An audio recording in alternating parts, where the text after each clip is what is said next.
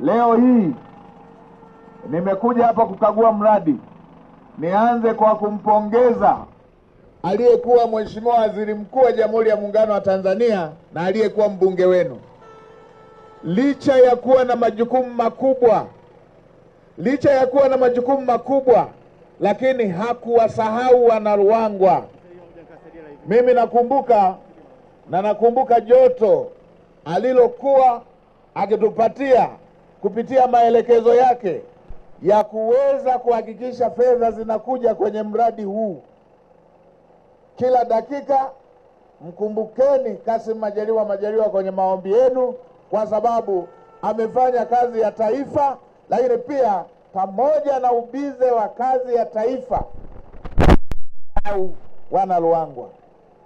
Hongereni sana na ninyi kama wazazi wake, lakini pia kama wananchi wake ambao mara zote mlimchagua, na alipomchagua akaonekana kwa historia waziri mkuu aliyewahi kuaminiwa na marais wawili. Hongereni sana. Lakini baada ya hapa, nimeridhishwa na hatua ya mradi ambayo imefikia. Mheshimiwa Waziri pamoja na timu yako, hongera sana. Na hii inatokana na uchapakazi wako. Haujawahi kumwangusha Mheshimiwa Rais. Unaelewa vyema maelekezo ya Mheshimiwa Rais, unaelewa vyema nia na ari pamoja na malengo ambayo yanayo Mheshimiwa Rais ya kuwapatia Watanzania maji.